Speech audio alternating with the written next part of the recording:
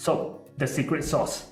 What is the secret sauce that we use? Okay, especially in this current market where there is 40 over launches. So very importantly, popularity is not everything, especially hype.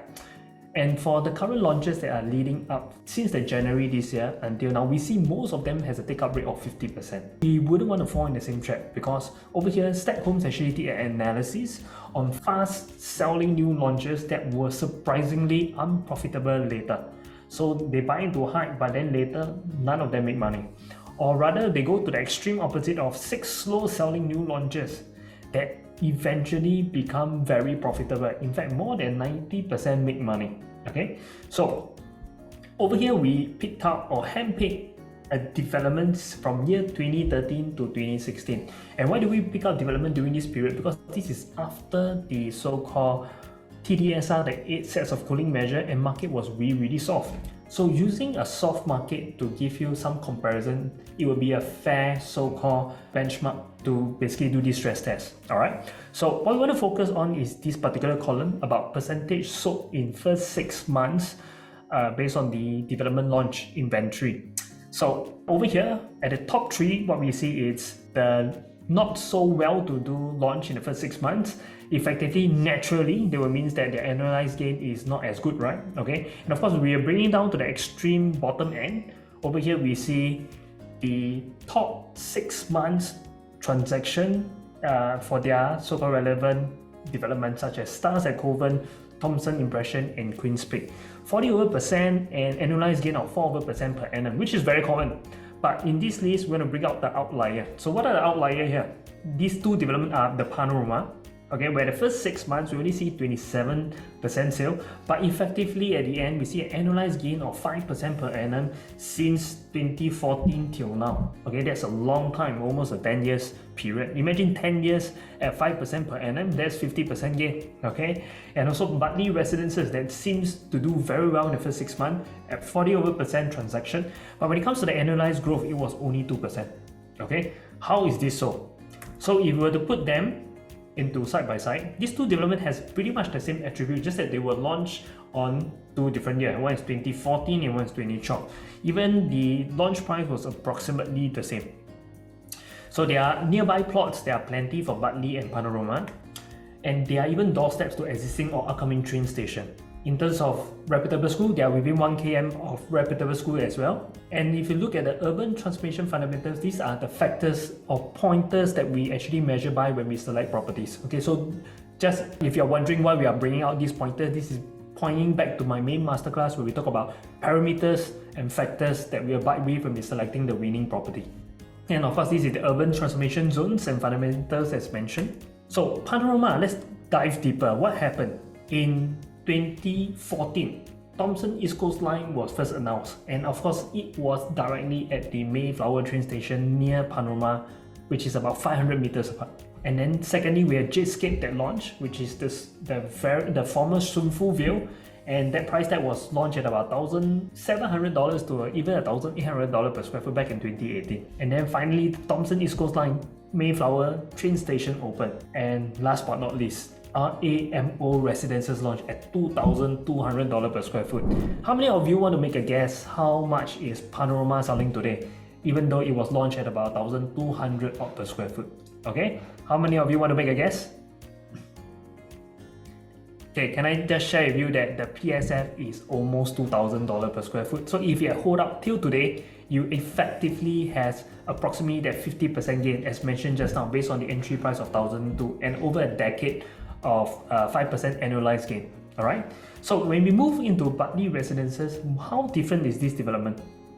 We have the Botanic at Bartley that were launched shortly after, because Bartley Residences was launched in 2013. So 2 years later, we had the Botanic at Bartley launch at approximately $1,300 to $1,400 per square foot. Then the first subset of Bartley Ridge that happens, they brought up the price up again. And then the Lilium and Gazania launch, but these effectively did not really bring up the prices because the Lilium and Gazana were launched at the very high price. These were based on previous en-bloc acquisition by Singhai. And what happened in recent times is that because it was near its ABSD deadline, developers were giving promotion, and those who had bought at around $2,000 per square foot when it first launched, and effectively to 2002, they sort of probably did not get the best buy, or rather the first mover advantage, because the developer was selling at current promotion of 1,009 or whatnot, and effectively fully sold. Okay, and lastly, we also had the Bartley View launch as well. This is a very small development plot. We are looking at only about 110 units development, and the PSF were going about 1,009 as well.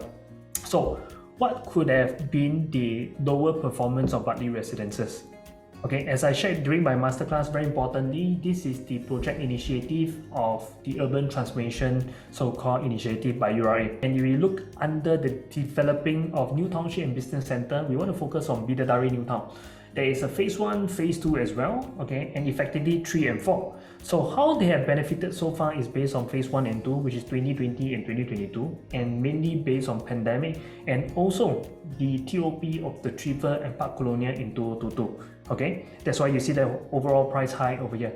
But what's so important here is the future exit that is based on this surrounding Bidadari precinct. So what's happening? Okay, so we talk about first measuring right to this exit milestone, because buying right is only 50% of the game, right? You want to make sure that you are able to exit right to optimize it. So let me bring you to the visual of Bartley Residences. In fact, it's just right beside Bartley MRT train station, which means it is very well located. In terms of the HDB that will be MOPing in the next 5 years, we have Woodley, Hillside, and also Park Edge, and also Park View. So under construction right now and likely to be completed around year 2025. So plus another 5 more years in year 2030, that's where Bartley Residences exit strategy will really manifest. So people who have just bought in Bartley Residences in the last 2-3 years, congratulations, because the price is still relatively cheap.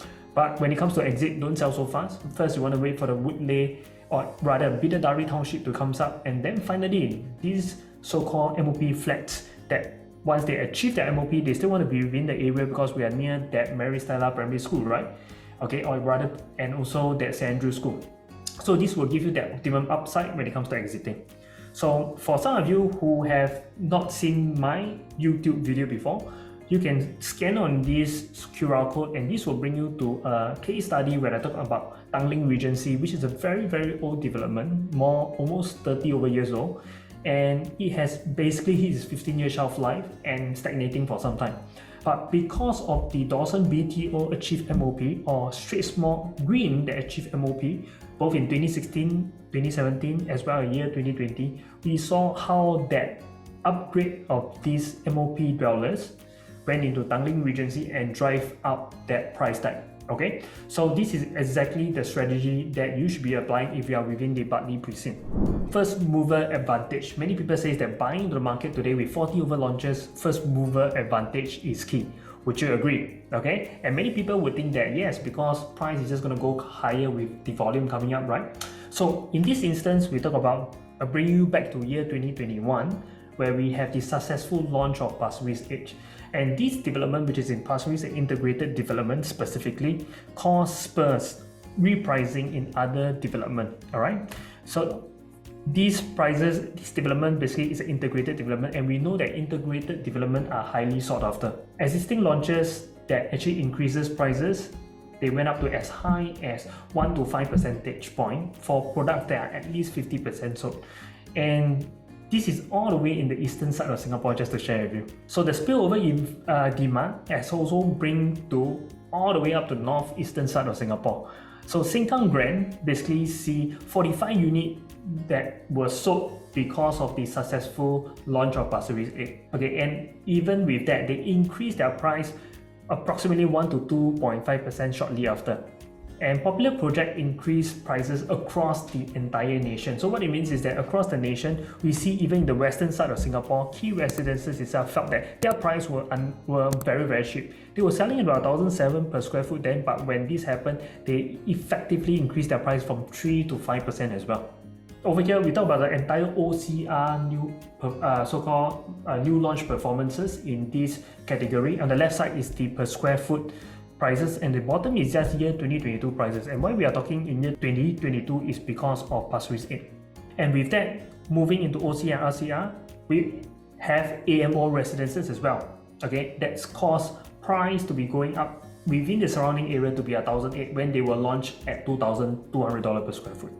And also Landor Modern as well, that launched at 2005, also caused prices to go up. Especially Landor Modern, which is an integrated development, sees price to go as high as 2005. So importantly to note is that integrated development are the new price sector to create a spur in overall price increment in the marketplace. Alright, so Pasir Ris 8 is one, and then right now we see Landor Modern. So what's happening next in terms of integrated development? Year 2023 this year, or rather in the next 2 months, we see the reserve residences in District 21, which is part of the Beauty World Integrated Transport Hub, will be launching. They are near reputable schools such as Pei Wah Presbyterian School, MGS, and the Bukit Timah Primary School.